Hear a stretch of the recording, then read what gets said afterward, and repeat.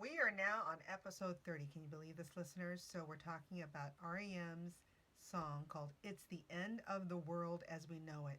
I Feel Fine. The misheard lyric is Virgin Snakes Aeroplanes, and the correct lyrics is Birds and Snakes Aeroplanes. Now, this song, It's the End of the World as We Know It, it's a perfect song right now for our new normal dealing with coronavirus, aka COVID 19, and our new phrase or phase of social distancing. It's a song that is by American rock band REM, which first appeared on their 1987 album Document. Now, again, the correct lyrics are Birds and Snakes Aeroplanes, and the misheard lyric is Virgin Snakes Aeroplanes. And the funny thing is, how do they know they're virgin snakes? How do they know they're virgin snakes? Do they have little chastity belts? And I'm wondering too, was this line of the birds and snakes aeroplanes from the song the inspiration for the 2006 movie called Snakes on a Plane?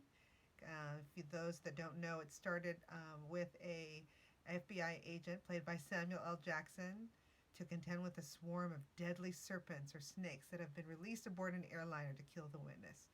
Only REM will only REM will ever know. So let's talk about the song itself. It came out in 1987 from REM's album called Document. Again, REM was an American rock band from Athens, Georgia. They formed in 1980 by drummer by Bill Berry, guitarist Peter Buck, bassist Mike Mills, and famous lead vocalist Michael Stipe. It's one of the first alternative rock bands, and REM was noted for Buck's ringing guitar style, and they call it arpeggiated guitar style. Stipe's distinctive vocals and obscure lyrics. Sometimes he's kind of mumbling. Mills' melodic bass lines and backing vocals, and Barry's tight economic drumming. In 2007, the band was inducted into the Rock and Roll Hall of Fame in the first year of its eligibility. In 2007, the band was inducted into the Rock and Roll Hall of Fame in its first year of eligibility, which is amazing because a lot of bands that we've talked about take several years sometimes from the initial eligibility to be inducted. After releasing the well received album Accelerate in 2008 and Collapse into Now in 2011, REM disbanded amicably in September of 2011. Former members have continued with various music projects, and several live and archival albums have been released. Let's go back to the song. So it was released as a single, like I said, in November of 1987, actually reaching number 69 in the U.S. Billboard Hot 100, and later reaching number 39 on the UK singles chart on its re-release in December of 1991. Now, this track of the song is known for its just quick stream of words. They call it stream of consciousness rant, with a number of diverse references according to Wikipedia. I know they talk about Leonard Bernstein, Lenny Bruce, Lester Bangs, a lot of individuals with the initials LB. And apparently there's a reason for that. In a 1990s interview with Musician magazine, REM's lead singer Michael Stipe claimed that the LB references came from a dream he had in which he found himself at a party surrounded by famous people who all shared those initials. He kept saying, this is what Michael Stipe said, the words come from everywhere. Stipe explained to Q Magazine in 1992, quote unquote, I'm extremely aware of everything around me, whether I'm in a sleeping state, awake, dream state, or just in day to day life. So that ended up in the song along with a lot of stuff I've seen when I was flipping TV channels. It's a collection of streams of conscious. So that's what Michael Stipe said. The first did you know is this song was actually included on the 2001 Clear Channel Memorandum of Songs, thought to be lyrically questionable after the September 11 terrorist attacks. Remember, I talked about this back in episode 21 when we did the misheard song lyric for Rock the Casbah with The Clash. That was also on that same list here. And so, what Clear Channel had in this memorandum of songs is any songs after that terrorist attack, they are, vehemently saying you shouldn't really be playing it because it incites, reference maybe to the attacks or just not a good song to sing. And this song by REM was part of that list. Now, the second did you know is not surprisingly with the resurgence with the coronavirus It has entered the Billboard Hot 100 just this month, March of 2020, alongside other apocalypse and sickness themed songs. Just as of March 17th, so just a couple days ago, actually, online downloads of the song rose 184% and streams rose 48%. And that's another reason why I wanted to talk about it for this week's misheard song lyrics, because it's apropos from what we're dealing with today. Now let's go right to the video. The video actually was directed by The music video was actually directed by James Herbert, who worked with the band on several other videos in the late 1980s.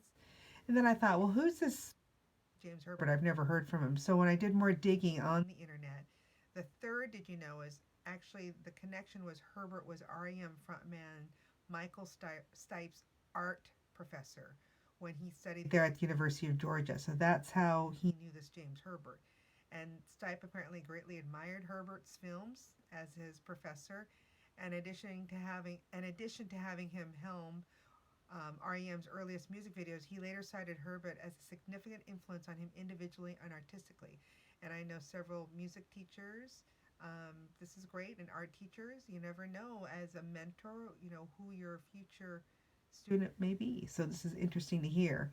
Now the video, I just saw it recently. It's been a while. Like I said, it's back in the 90s when I first saw it. It shows a teenager holding a skateboard in a cluttered house or room, and it's actually even ripped open. And he's just going through all the junk, which is perfect for the kind of the theme. It's the end of the world as we know it.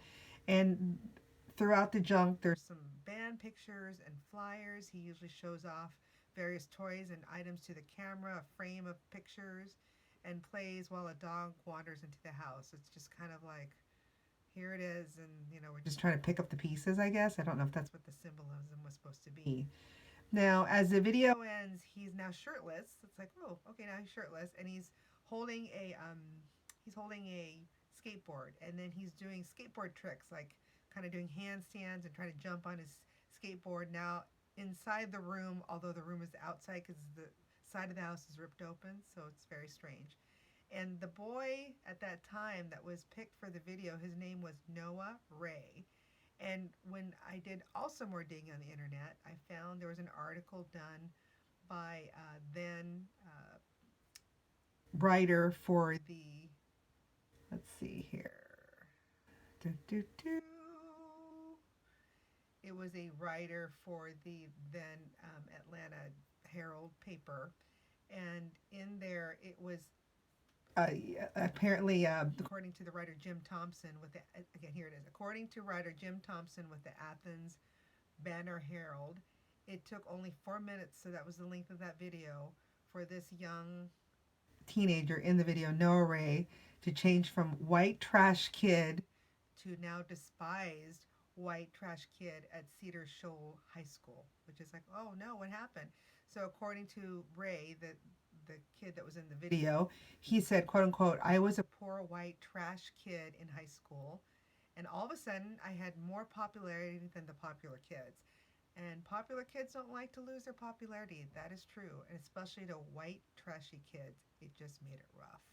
So just reading between the lines with that quote, it sounds like he was probably bullied, and more so because he had all this fame with this video. And at the time, REM was very big, especially in this town.